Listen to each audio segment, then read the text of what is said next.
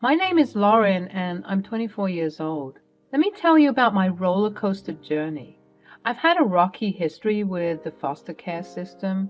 You see, my biological parents were deep into drugs and their addiction consumed their lives. As a result, I was left in the hands of the state, bouncing from one foster home to another. To say I resented my parents would be an understatement. They abandoned me, neglected me, and shattered any chance of a normal childhood. I carried that anger and hurt deep within me for years. I didn't even attend my biological mother's funeral when she passed away, as I couldn't find it in me to say a final goodbye to the person who had brought me into such a chaotic world. But then, at the age of 10, a glimmer of hope shone through the darkness. I was adopted by Tia and Xavier, the most amazing parents a girl could ask for. They opened their hearts and their home to me, and I became a part of their loving family. They taught me the meaning of unconditional love, provided stability, and showed me that I was worthy of all the happiness in the world. I owe everything I am today to them, and my love for them knows no bounds. When I was 16, tragedy struck once again. My dear mom, Tia, passed away, leaving a void in our lives that seemed impossible to fill. But amidst the grief, something unexpected happened. My biological father, Glenn, resurfaced from the shadows and expressed a desire to turn his life around. It seemed he had finally hit rock bottom and found the strength to seek help and get clean. My dad, Xavier, approached me and asked if I wanted to see him. It was a daunting decision, but curiosity and a tiny spark of hope led me to say yes. We visited Glenn at the rehabilitation center and I cautiously observed his progress. To my surprise, he appeared genuinely committed to his recovery and building a better life. It was a glimmer of redemption that stirred conflicting emotions within me. Time passed and Glenn completed his 2-year stint in rehab. By the time I turned 18, we decided to give our relationship another chance. After all, he was my biological father, and part of me longed for a connection with him. We started rebuilding our bond, cautiously navigating through the unfamiliar territory of father and daughter. It wasn't easy, but I believed in the power of forgiveness and second chances. However, as I got to know Glenn better, I couldn't shake the feeling that something wasn't quite right.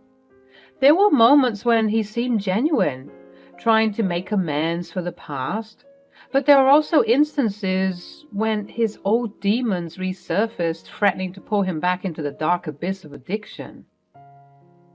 I realized that my desire for a relationship with my biological father was clouded by my yearning for closure, for answers to the questions that haunted me throughout my life. But in the process, I discovered that closure doesn't always come in the form we expect. It doesn't erase the pain or fill the void left by years of neglect. Nonetheless, I tried fostering a positive relationship between us, but that turned out to be a mistake. As time went on, Glenn's true colors began to reveal themselves. Despite his initial efforts to change, he couldn't escape the clutches of his old ways. The addiction that had plagued him before resurfaced, consuming him once again. It was heartbreaking to witness his descent into ugliness and aggression. I tried to be understanding, to give him the benefit of the doubt, hoping that he would find his way back to the path of recovery. But the more I tried, the more he pushed me away with his toxic behavior. It was a painful realization, but I knew I had to protect myself from the negativity and toxicity that he brought into my life. When I turned 21, I made the difficult decision to cut him off completely. I no longer had space in my heart for the hatred and disappointment he had caused. I had to prioritize my well-being and surround myself with positive influences.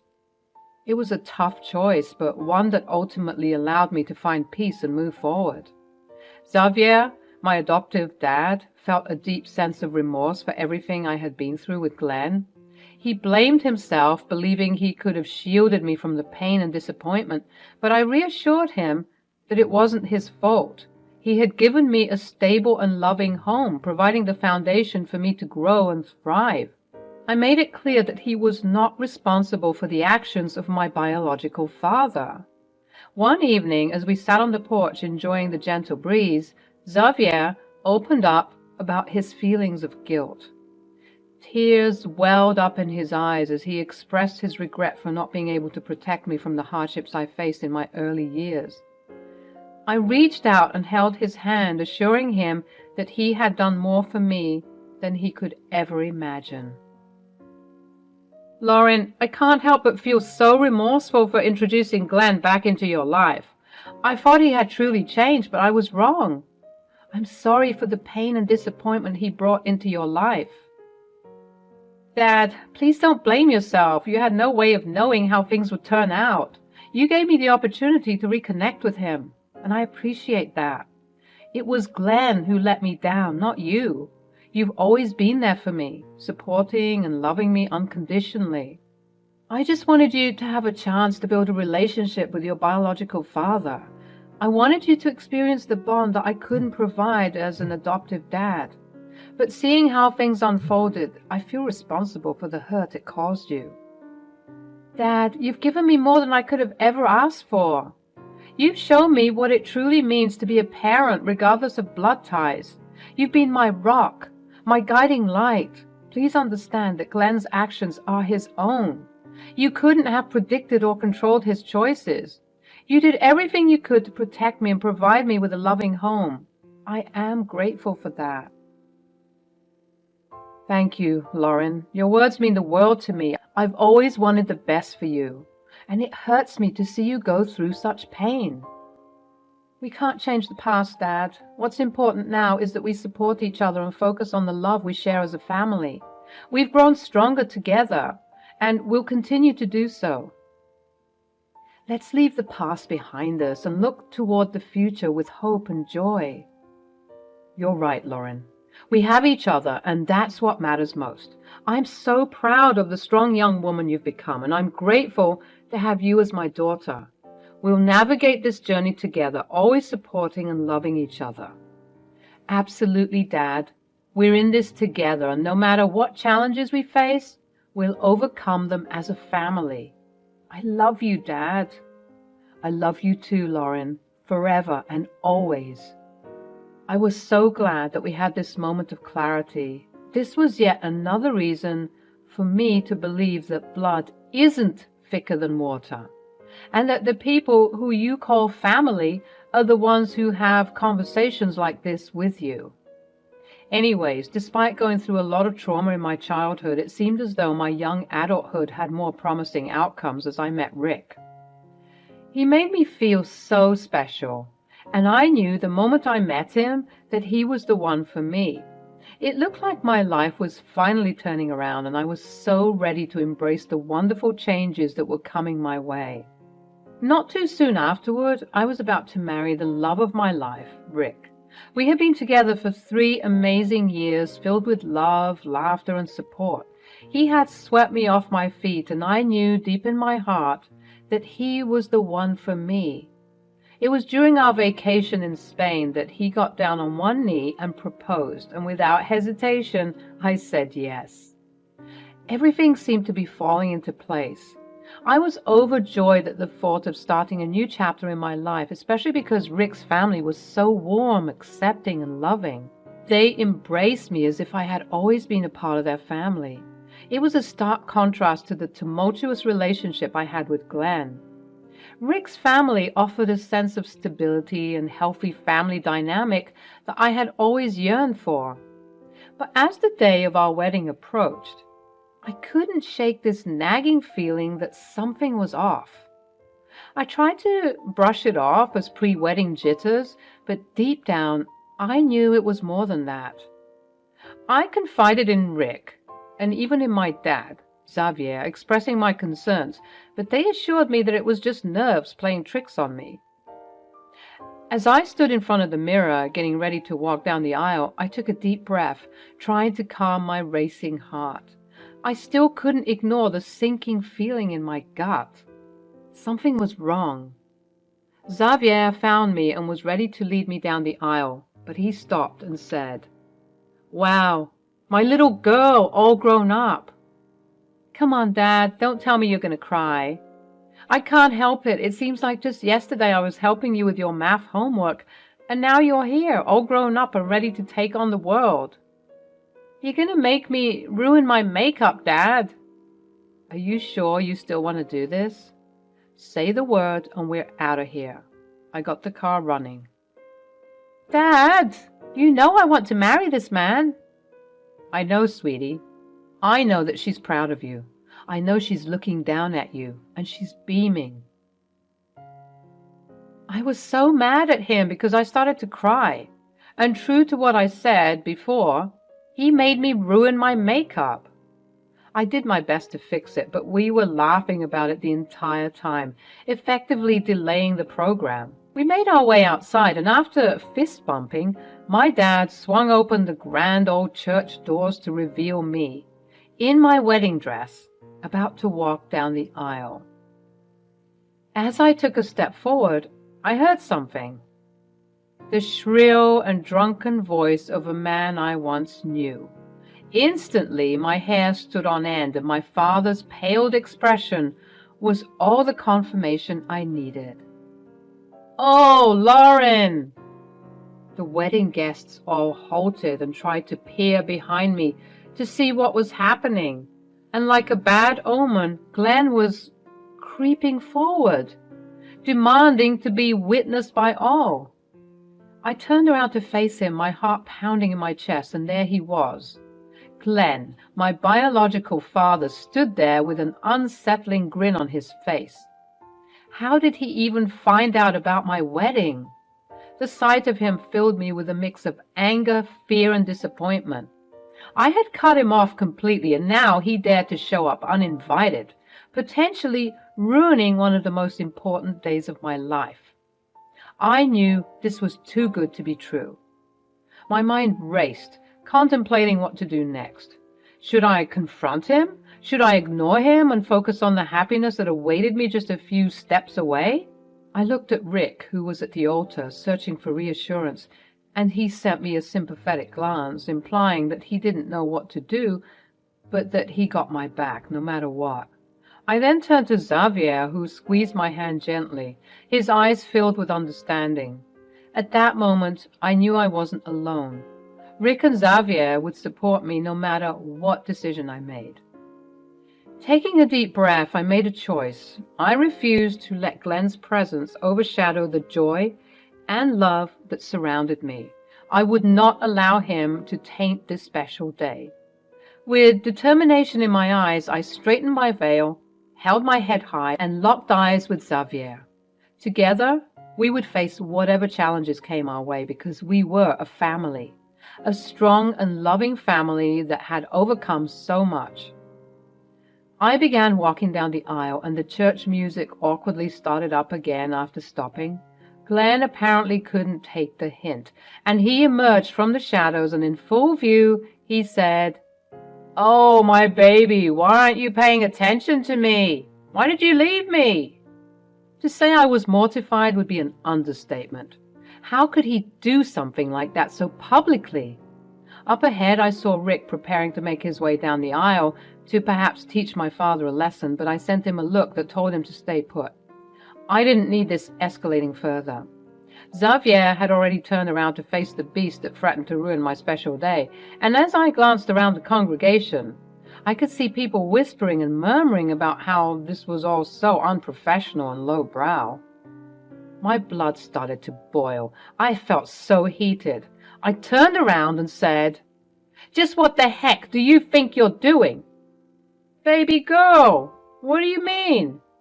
"I mean that you're crazy. How dare you come to my wedding and crash it like this, uninvited, and most importantly, unwanted."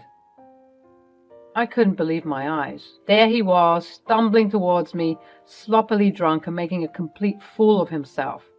Gasps and murmurs rippled through the crowd as Glenn crashed my wedding. People stared at him. their judgmental eyes boring into his disheveled appearance. I stepped back, instinctively avoiding his outstretched hand as he clumsily tried to grab onto my dress. The room fell silent except for Glenn's unsteady footsteps and the collective whispers of disbelief. It was clear that he had already caused enough embarrassment for himself. Xavier's voice cut through the tension, filled with anger and frustration. "How dare you come here and ruin this special day with your selfishness?" Glenn, swaying unsteadily, responded with a slurred retort. "It's my right as a father to walk my baby girl down the aisle. How could you not tell me you were getting married?" Anger surged through me as I shouted back, unable to contain my pent-up emotions any longer. "You don't get to claim that right after everything you've done. You abandoned me, treated me horribly, and subjected me to your constant shouting for no reason."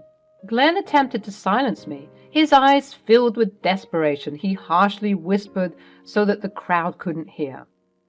"Don't mention anything about my past. I'm here to do better. These people don't need to know anything." "Trust me, buddy. Everyone here can tell that you're drunk." "You think I'm embarrassing you by exposing the truth?" "Yes." "Oh, you'll feel embarrassed, all right. Everyone deserves to know the kind of man you truly are." I laid bare all the painful memories, exposing him to the drug abuse, the abandonment, and the emotional abuse I had endured due to his insolence. The crowd, once filled with curiosity and shock, now brimmed with anger and disgust towards Glenn. They witnessed the extent of his toxic behavior and the impact it had on my life. Amidst it all, I caught a glimpse of Rick standing on the sidelines, his eyes filled with unwavering support and admiration. He cheered me on silently, his love and belief in me shining through. At that moment, surrounded by the emotions swirling around me, I realized that I had made the right decision, to expose my biological dad in front of everyone. I turned to him to find himself shaking with a mixture of anger and fear. That's not true, Erin." "Erin? That's your name, isn't it?" "How pathetic. You can't even remember your daughter's name." "Whatever. I demand that you let me walk you down the aisle. Right this instant. I'm your father." No, you're not." "What?" "You heard me. You're not my father. We might share the same DNA, but trust me, you are the last person I would refer to as a father figure. Xavier is my real father, and I'm going to shout it from the rooftops for everyone to hear because he's been the one who was taking care of me all these years. He's protected and guided me while you were out doing drugs and being reckless. So no, you will not walk me down the aisle. I'm going to have my real father do it." Glenn couldn't seem to understand that I didn't want him. He really thought that he could just waltz his way in here and treat me so horrendously, but he was wrong. I had done a lot of growth since the last time I met him, and although he was used to me taking him back, giving him chance after chance to do better, this time was different. Glenn looked at Xavier with hatred, and eventually his eyes wandered around the crowd, meeting people's looks of disgust with his feelings of embarrassment.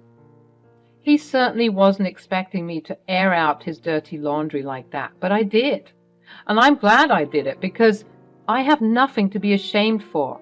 He was the one who abandoned me and abused me, not the other way around. And if he had the gall to make demands to me on my wedding day, then surely he would have the gall to be exposed. But clearly that wasn't the case. Glenn's embarrassment was palpable as the truth still hung heavy in the air. The crowd's disapproval intensified, their scorn pushing him further into isolation and fear.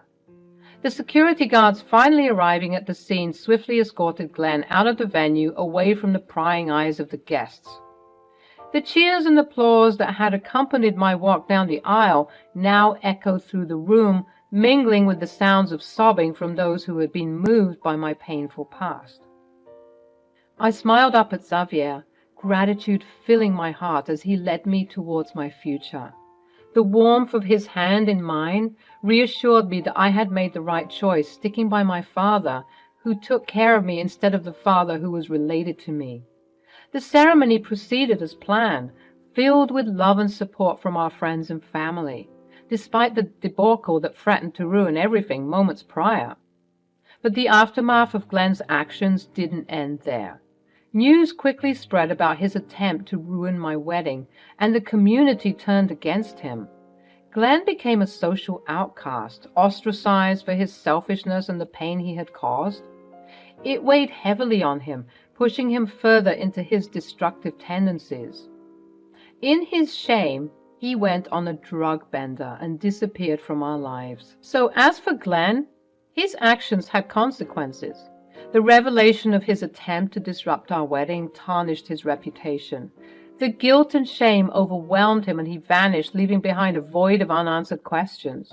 His absence only confirmed that I had made the right decision in choosing to be with someone who genuinely loved and supported me. In the midst of it all, I found solace and happiness with Xavier by my side. Our bond grew stronger, and he continued to be the loving and supporting father figure I had always cherished. I was grateful that Glenn was finally out of my life for good, allowing me to embrace the love and stability that Xavier had provided throughout my journey. Rick and I embarked on a new chapter together, building a life filled with love, understanding, and healing.